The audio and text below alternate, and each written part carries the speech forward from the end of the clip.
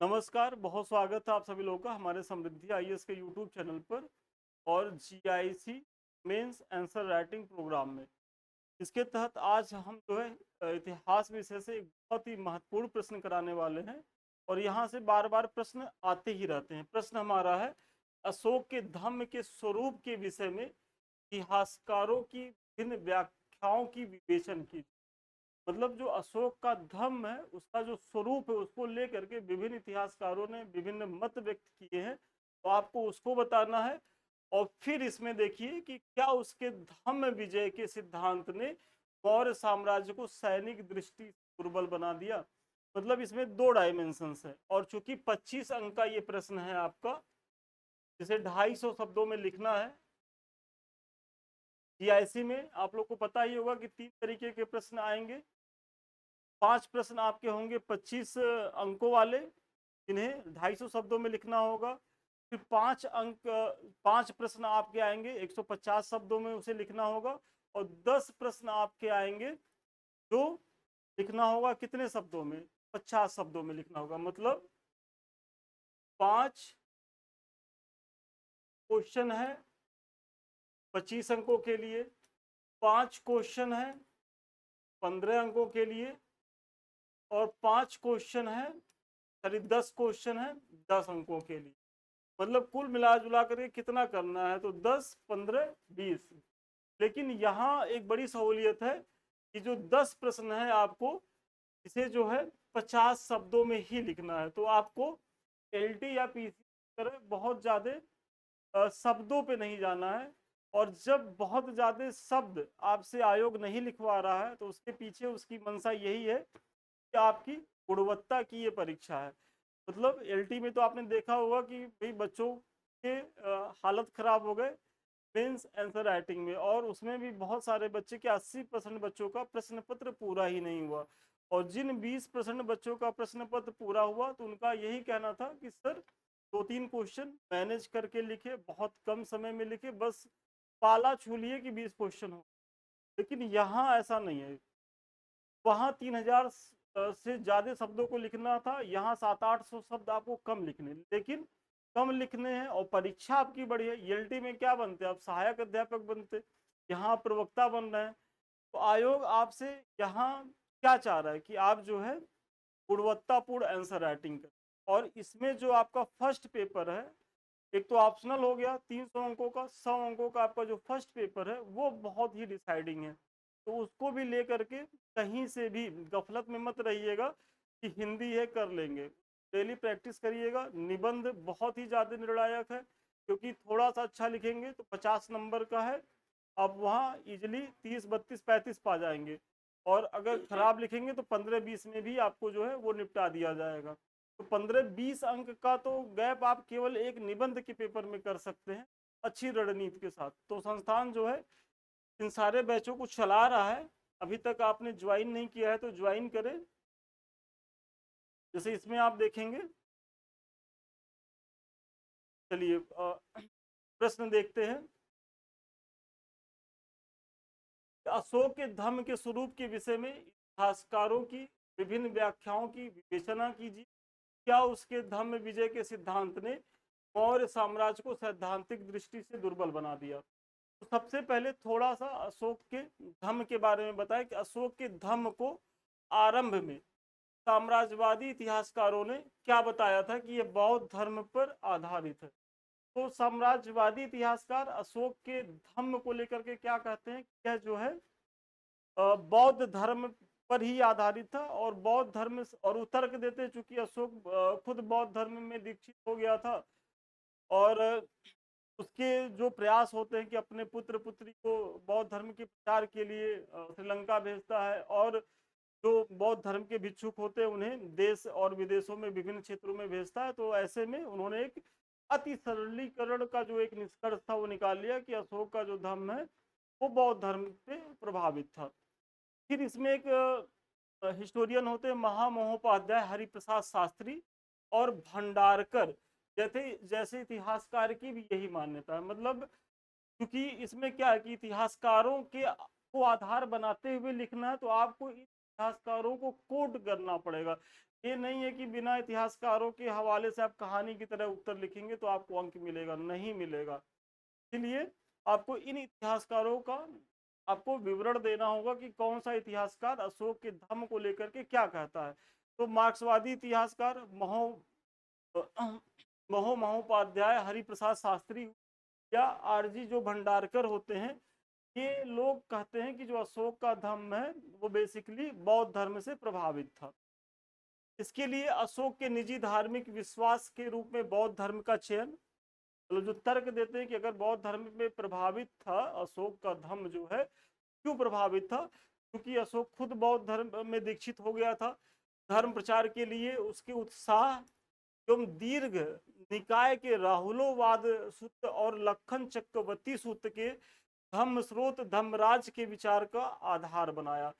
मतलब वही कि ये लोग जो तर्क देते हैं कि भाई किस तरीके से उसने बौद्ध धर्म के प्रचार प्रसार के लिए जो है इतना ज़्यादा वो काम करता है, उसको राजकीय संरक्षण देता है, अपने पुत्र पुत्रियों को भेजता है। तो एक हिस्टोरियन का मत आपको पता चल गया, साम्राज्यवादी इतिहासकार और हरिप्रसाद शास्त्री और भंडारकर का मत, जो अशोक के धम्म को बौद्ध धर्म पे प्रभावित मानते हैं। लेकिन में और भी इतिहासकार हैं, उनका भी आपको स्टेटमेंट देखना होगा। देखिए अब इसमें क्या है कि रोमिला थापर महत्वपूर्ण हिस्टोरियन है, पिंदर सिंह है, पिंदर सिंह जो मनमोहन सिंह पुत्री डीयू में प्रोफेसर रही हैं, और इन्होंने बहुत शानदार एंशिएंट इंडिया पे किताब भी लिखी, यूपीएससी में बहुत ही ज़्यादा महत्वपूर्ण पुस्तक है। फिर नयन ज्योति लहरी जैसे इतिहासकारों ने इसे दूसरे नजरिए से देखा, मतलब जो मार्क्सवादी या जो हरिप्रसाद शास्त्री भंडारकर का जो नजरिया था से अलग हट करके इन्होंने अपना विचार दिया, और इनकी क्या मान्यता थी, अशोक का जो धम्म है उस सर्व समावेशी विचार पर आधारित है। मतलब और सर्व समावेशी जो उसका विचार है उस पे ये तर्क देते हैं कि कैसे उसके सर्व समावेशी विचार पर आधारित है। तो अशोक क्या कहता है कि सभी धर्मों का सार एक ही है, जैसे इसका बयान। पहला तर्क यही है कि अशोक स्वयं कहता है कि भाई सभी धर्मों का सार एक ही है, और यही चीज कहाँ लिखी गई है, ऋग्वेद में एकम सत्य विप्रा बहुधा बनंती, मतलब सत्य एक ही है, विद्वान लोग उसे भिन्न भिन्न तरीके से कहते हैं। और यही कुछ मिलता जुलता स्टेटमेंट अशोक भी दे रहा है जब वो कह रहा है कि सभी धर्मों का सार एक ही, मतलब सभी धर्मों का लक्ष्य एक है, मानव कल्याण। और फिर धर्म के प्रचार के लिए धम्म महामात्रों की नियुक्ति, बौद्ध भिक्षुओं का सहयोग, इनका दूसरा स्टेटमेंट है कि कैसे ही सर्व समावेशी विचार है इसका। तो क्या करता है कि धर्म के प्रचार के लिए वो धम्म महामात्रों की नियुक्ति करता है, और ऐसा नहीं है कि जो धम्म महामात्र केवल बौद्ध धर्म का प्रचार करते थे, जो तत्कालीन जितने भी धर्म थे उस समय समाज में व्याप्त थे, उनकी अच्छी बातों का ये प्रचार करते थे। और फिर बौद्ध भिक्षुओं के लिए तो ये अलग से प्रयास करता ही करता है, कुछ झुकाव तो इसका था ही।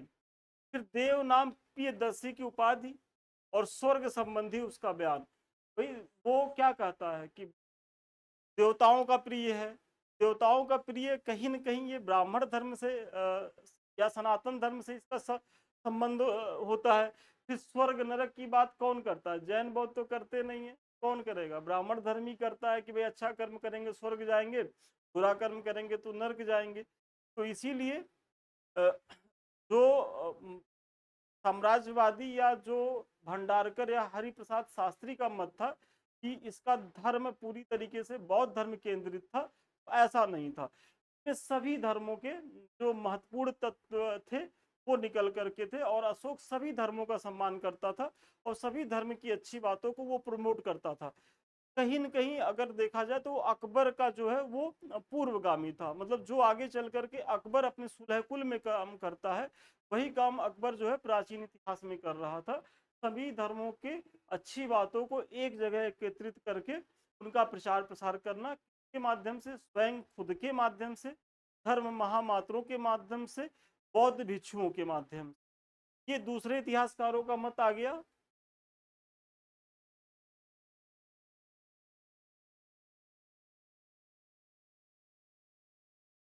फिर अगर देखेंगे तो अशोक ने अपने धम्म के बारे में खुद भी कुछ कहा है। क्या कहा है कि वह अपने धम्म को क्या कहता है, पुरानी परंपरा पर आधारित। मतलब वो कहता है कि हमारा जो धम्म है वो पुराण पकित ही है, मतलब पुरानी परंपराओं पे आधारित। और पुरानी परंपराएं जो हैं वो केवल बौद्ध धर्म की ही अच्छी बातों की परंपराएं नहीं है, उसमें ब्राह्मण धर्म की भी जो अच्छी बातें हैं, जो वेद में अच्छी बातें, जो उपनिषद में अच्छी बातें हैं, वो सारी चीजें उसके धर्म में है। वो खुद कहता है वस्तुतः बौद्ध धर्म हम जो है बौद्ध धर्म के समान दिखता है। मतलब आप यहाँ बता रहे हैं कि जो अशोक का धम्म है वो ऊपर ऊपर से तो लगता है कि ये बौद्ध धर्म के समान है, लेकिन यदि उसे जैन के समकक्ष रखे तो हमें वैदिक योग उपनिषदीय परंपराओं के समकक्ष रखे तो उससे भी यह गहरे प्रभावित दिखता है। मतलब इस पैराग्राफ में आप ये बता रहे हैं, प्रथम दृष्टिया तो ये किसी को भी भ्रम हो सकता है कि अशोक का जो धम्म है वो बेसिकली बौद्ध धर्म का ही जो है उन्नत संस्करण है। लेकिन अगर अशोक के धम्म को आप जैन धर्म की कसौटी पे खरा उतरेंगे तो आपको लगेगा कि अरे इसमें जैन धर्म की भी अच्छी बातें हैं। फिर आप देखेंगे उपनिषद की धारा का भी इसमें दिखता है, ब्राह्मण धर्म की भी चीजें अशोक के धम्म में मिलती हैं। इसलिए आप क्या कहेंगे कि जो दूसरी धारा के जो हिस्टोरियन है, जैसे रोमिला थापर हुई, उपिंदर सिंह हुई, नयन ज्योति लहरी हुई, इनका जो स्टेटमेंट है वो कहीं ज्यादा तार्किक है। अशोक का धर्म जो है वो सभी धर्मों का सार है, उसमें सभी धर्मों की अच्छी बातों का संकलन है।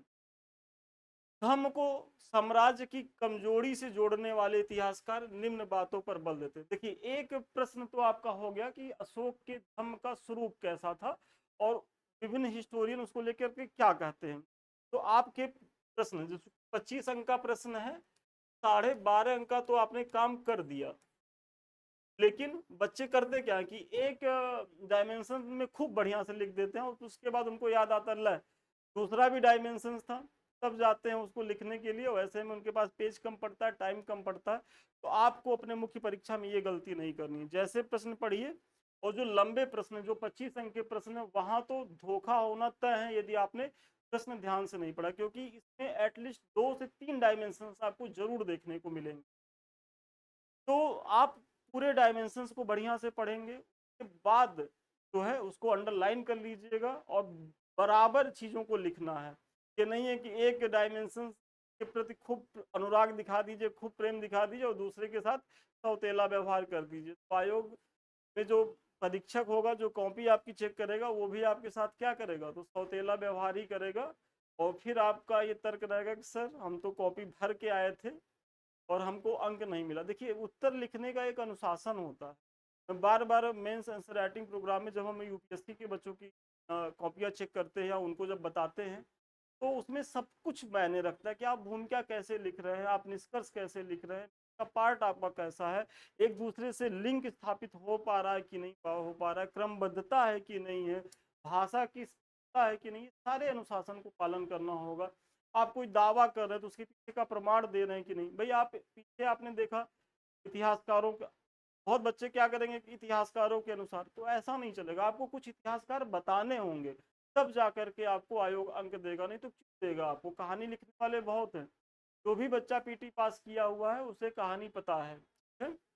फिर धम्म को साम्राज्य की कमजोरी से, मतलब दूसरा प्रश्न ये है ना कि भाई इतिहासकारों का आरोप है अशोक जो है बौद्ध धर्म या जो अपने धर्म के प्रति इतना ज्यादा वो आकर्षित होता है, उससे क्या हुआ कि मौर्य साम्राज्य जो है वो कमजोर हो गया, उसकी सेना कमजोर हो गई और फिर उसके पतन के लिए अशोक को जिम्मेदार ठहरा देते हैं। और इसमें वही है कि सैनिक दुर्बलता, वो तर्क देते हैं कि भाई जब शासक, जब राजा तलवार के बल पे ही शक्ति का संचालन करता है, विजय अभियान करता है, ऐसे में यदि तलवार रख दे तो सेनाएं शिथिल पड़ेंगी और ऐसे में अराजकता की स्थिति आएगी। फिर विदेश नीति एवं सीमा नीति की उपेक्षा, जो तर्क देते हैं कि अशोक के धम्म की वजह से क्या होता है कि वो विदेश नीति की अपनी उपेक्षा कर देता है, सीमा सुरक्षा को खतरे में डाल देता है। अपव्यय के कारण आर्थिक संकट, मतलब कुछ विद्वानों का कहना है कि अशोक जो है बौद्ध धर्म के प्रति इतना जो है वो अनुराग रखने लगता है कि उसके लिए बहुत ज्यादा राजकोष से धन दे देता है, वैसे में उसको जो है राजकोषीय संकट उत्पन्न हो जाता है। और किसी भी व्यवस्था को चलाने के लिए राजस्व बहुत बड़ी भूमिका निभाता है। भाई जब आपके कोष में पैसा ही नहीं है तो आप व्यवस्था संचालित कैसे करेंगे? ये सारी चीजें, ये कुछ विद्वान जो है आरोप लगाते हैं अशोक के ऊपर। अशोक का जो धर्म के प्रति बहुत ज्यादा झुकाव की वजह से मौर्य साम्राज्य में सैनिक दुर्बल हुए, उसकी विदेश नीति खराब हुई, सुरक्षा जो है उपेक्षित हुई और राजकोष पे भारी संकट आया।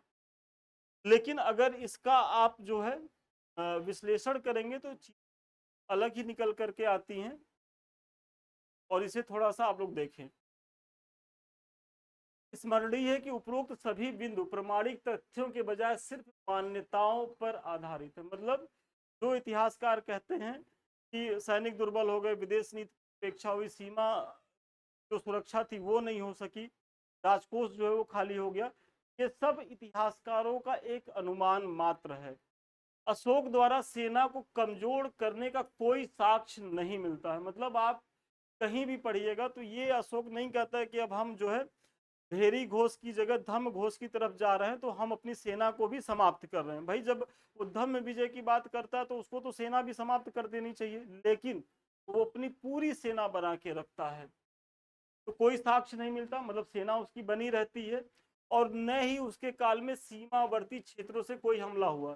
भाई यदि हिस्टोरियन कह रहे हैं कि सीमा की उपेक्षा हुई तो ऐसे में तो आक्रांताओं द्वारा हमला हो जाना चाहिए था। भाई अगर शासक अपनी शासन व्यवस्था को सही से नहीं संचालित कर रहा है तो क्या होगा कि सीमा की उपेक्षा होगी और विदेशी आक्रांता आ जाएंगे। लेकिन अशोक के समय में कोई विदेशी आक्रांता नहीं आता है।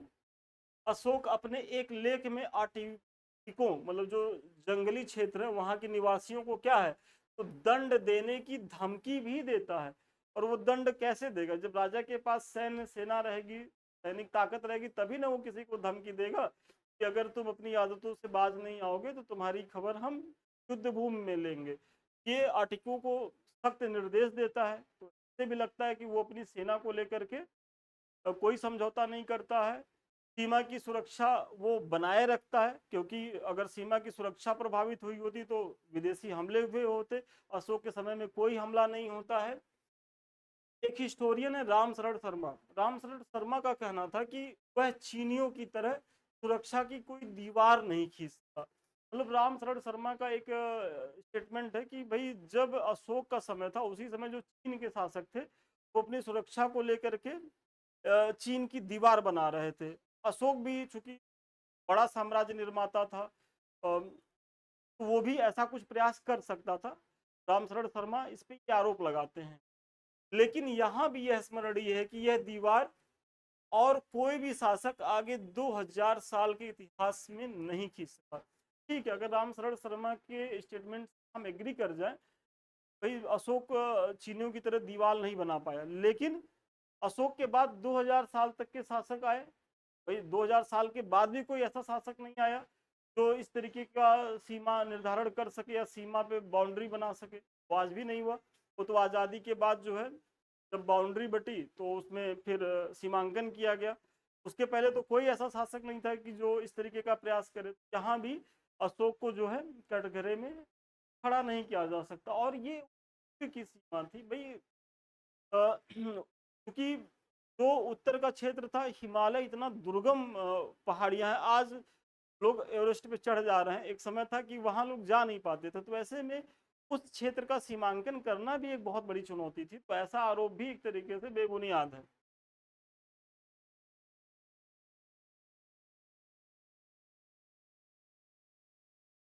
फिर आप एक निष्कर्ष दीजिए। वस्तुतः अशोक को एक अहिंसक भिक्षु मान लेना एक अतिवादी अवधारणा है। मतलब आप निष्कर्ष में क्या कह रहे हैं कि अशोक को यह मान लिया जाए कि वो पूरी तरीके से अहिंसक भिक्षुक बन गया था, यह एक अतिवादी धारणा है। मतलब भाई सोचने को तो कोई कुछ भी कह सकता है, सोच सकता है, लेकिन ये सत्य नहीं है। मतलब वो कहीं ना कहीं अपनी सेना को बनाए रखा हुआ था, एक वैज्ञानिक सीमा प्राप्त कर लिया था, उसकी वो रक्षा करने में सफल रहा, राज्य में सुख शांति स्थापित करने में सफल रहा। उसने उसे समझने के लिए राजधर्म और युग धर्म तथा उसकी अपनी समझ के त्रिकोण को उपयोग करना होगा। और इस आधार पर अशोक एक मानवीय एवं प्रगतिशील सोच वाला दार शासक नजर आता है, न कि सेना को कमजोर कर देने वाला अव्यवहारिक शासक। ठीक है, तो आप निष्कर्ष में क्या दे रहे हैं? भाई अशोक जो है, ठीक है, वो धम्म विजय की बात करता है, भेरी घोष के त्याग की बात करता है, ये उसके जो राजा वाले गुण हैं उसमें उसकी सहिष्णुता को, उसकी धार्मिक नीति को दिखाता है, उसकी उदारता को दिखाता है, लेकिन वो अपने राजा से युक्त जो उसके कर्तव्य है उससे भी वो कोई समझौता नहीं करता। इसी प्रकार के निष्कर्ष के साथ आपका ये उत्तर यहीं खत्म होता है। और अच्छा प्रश्न था, थोड़ा सा लंबा क्लास हुआ आप लोगों का, और अभी थोड़ा सा इसमें और भी है। बौद्ध धर्म के प्रचार के लिए स्तूपों का, हाँ, जैसे बहुत से विद्वानों ने आरोप लगाया ना कि बौद्ध धर्म के प्रचार में जो है इसने बहुत से स्तूपों का निर्माण कराया। तो बौद्ध धर्म के प्रचार के लिए स्तूपों के निर्माण के अलावा कोई भी कार्य बहुत महंगा नहीं दिखता। ठीक है, स्तूपों के निर्माण में जो खर्चा किया, क्योंकि आरोप लगाते ना कि इसने बौद्ध धर्म के प्रचार के लिए इतना खर्चा किया कि राजकोष खाली हो गया, तो ठीक है, ये माना जा सकता है कि स्तूपों को इसने खर्चा किया, लेकिन इसके अलावा और कोई भी कार्य उसका जो है धर्म प्रचार को लेकर के इतना महंगा नहीं था जितना हिस्टोरियन आरोप लगाते हैं। 84,000 की संख्या जो है वो भी मिथकीय प्रतीत होती है। मतलब कहा जाता है ना कि अशोक ने 84,000 स्तूप बनाए थे, तो ऐसा कुछ नहीं है। जो दो चार बनाए थे वो अभी भी मिलते हैं, सांची का, सारनाथ का, भरौत का, तो वो अभी भी मिलते हैं। 84,000 अगर स्तूप बनाए होते तो मिल रहे होते ना, फिर तो ये भी एक तरीके से मिथकीय है। और जहां सड़कों के निर्माण एवं चिकित्सालयों के निर्माण का प्रश्न है, तो यह खर्च करने वाला ही नहीं, यह खर्च कराने वाला होगा, कराने वाला ही नहीं, अर्थव्यवस्था के आधार को बड़ा करने वाला उपाय है। भाई अगर शासक जो है आधारभूत संरचनाओं पे खर्चा नहीं करेगा, तो फिर उसका साम्राज्य विकसित कैसे होगा, पुष्पित पल्लवित कैसे होगा, लोगों में जो है सुख समृद्धि कैसे आएगी? तो इन सब चीजों के लिए कोई भी शासक है, अगर वो अस्पतालों पे खर्चा कर रहा है, सड़कों पे खर्चा कर रहा है, तो ये तो अर्थव्यवस्था को बढ़ाने वाला कारक है। और अशोक यदि करता है तो ये तो और अच्छी बात है। विदेशों में धर्म के प्रचार तथा भिक्षुओं की यात्रा का भी एक आर्थिक पहलू था। मतलब कुछ विद्वान ये लगाते ना कि वो विदेशों में जो धर्म महामात्रों को या जो भिक्षुकों को भेजता उस पर जो खर्च होता है, में भी आप देखेंगे तो ये अशोक का क्या है, सॉफ्ट पावर की नीति, जो आपकी आईआर में हार्ड पावर और सॉफ्ट पावर की नीति है। तो भारत को अपनी सॉफ्ट पावर की नीति अशोक से सीखनी चाहिए कि क्या करता है कि वो जो धम्म महामात्र हैं, जो भिक्षुक है, उनके माध्यम से क्या करता है कि यह जो है वहां अपने विचारों को पहुंचाता है और एक धार्मिक सांस्कृतिक आदान प्रदान शुरुआत करता है, और जो है भारत की एक सॉफ्ट छवि वहां प्रस्तुत करने का प्रयास करता है। मोटे तौर पर यह कहा जा सकता है कि धम्म की नीति से आर्थिक संकट उपजने का विचार अवधारणात्मक ज्यादा है, जिसमें प्रमाणिक ऐतिहासिक तथ्यों का आधार नहीं है। मतलब निष्कर्ष में आप ये बता रहे हैं कि भाई जो आरोप लगता है कि इसने जो है बहुत ज्यादा वित्त का खर्चा कर दिया था, धन का खर्चा कर दिया था धर्म के प्रचार के लिए, तो ऐसा कुछ नहीं है, उसमें भी अतिशयोक्ति ज्यादा है। और यदि कुछ खर्चा भी किया था तो उसके जो है आर्थिक लाभ भी थे। तो चूंकि 25 अंक का प्रश्न है तो थोड़ा सा आपको बड़े में लिखना ही होगा। अब आप एक निष्कर्ष दीजिए कि वस्तुतः मौर्य साम्राज्य के पतन को साम्राज्य के प्रशासनिक ढांचे की जटिलता, दुर्बल उत्तराधिकारी, क्षेत्रीय स्तर पर भौतिक विकास और क्रमिक रूप से पतनोन्मुख प्रवृत्ति के साथ जोड़कर देखना चाहिए, जिसकी प्रक्रिया अशोक के बाद विकसित। तो जो आरोप हिस्टोरियन लगाते हैं कि चूंकि धम्म के प्रति इतना ज्यादा अनुरागी हो गया था कि मौर्य साम्राज्य का पतन हो गया, ऐसा कुछ भी नहीं है। अशोक के समय में मौर्य साम्राज्य अपने सबसे चरमोत्कर्ष की स्थिति था। और राजतंत्र में ये चीजें हैं कि सबसे पहले तो उसकी आयु बहुत छोटी होती है, और दूसरी चीज उसमें योग्य उत्तराधिकारियों का होना बहुत जरूरी है। तो अशोक के बाद जो उत्तराधिकारी आए वो एक एक करके अयोग्य साबित होते गए, इसलिए वो अशोक की विरासत को संभाल नहीं पाए। लेकिन इसके लिए कहीं भी अशोक दोषी नहीं था। भाई उत्तराधिकारी एक बाप बहुत उपलब्धि हासिल करता है, उसका बेटा नालायक निकल जाता है, इसके लिए बाप तो दोषी नहीं है। तो यही चीजें यहाँ हैं। और किसी भी साम्राज्य का पतन एक कारण से नहीं होता, उसके पतन के पीछे कई कारण होते हैं। राजनीतिक कारण होता है, आर्थिक कारण बहुत महत्वपूर्ण होता है। ये सारे सम्मिलित प्रयास होते हैं साम्राज्य के पतन के।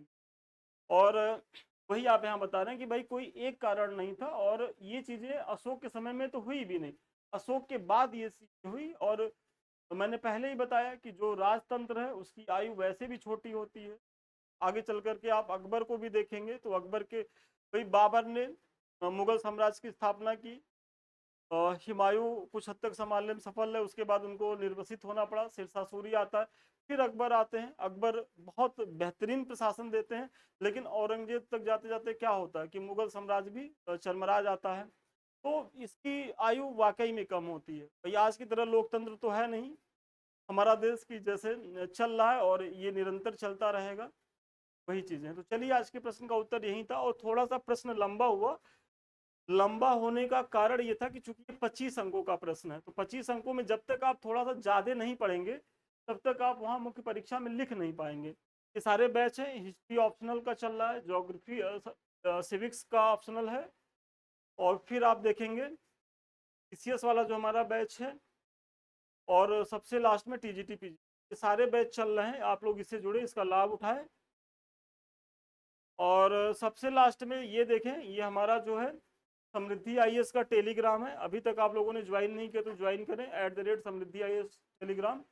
और जो हम पढ़ा रहे हैं उसका पीडीएफ आपको यहाँ मिल जाएगा। आप लोग पीडीएफ की डिमांड करते हैं कि आप 15-20 मिनट मेरे साथ जुड़े हुए थे, तो पीडीएफ तो आपको मिलना ही था। और साथ ही साथ ये हमारे कुछ चैनल हैं, एक तो समृद्धि आईएएस के यूट्यूब से अभी हम आप रूबरू हैं, दूसरा संदीप मिश्रा ऑफिशियल। तो ये सारे चैनल आपकी तैयारी के लिए बेहद फ्रूटफुल है। अभी तक आप लोगों ने इसे सब्सक्राइब नहीं किया तो सब्सक्राइब करें। वीडियो अच्छा लग रहा हो तो लाइक कमेंट जरूर करें। और सबसे लास्ट में, क्या आप हमसे बात करना चाहते हैं, हमारे किसी बैच से जुड़ना चाहते हैं, तो 7303307507 पे संपर्क कर सकते। तो ठीक है, आज के लिए इतना ही। पुनः मिलते हैं नए वीडियो में नए क्लास के साथ। तब तक के लिए धन्यवाद, बहुत शुभकामनाएं।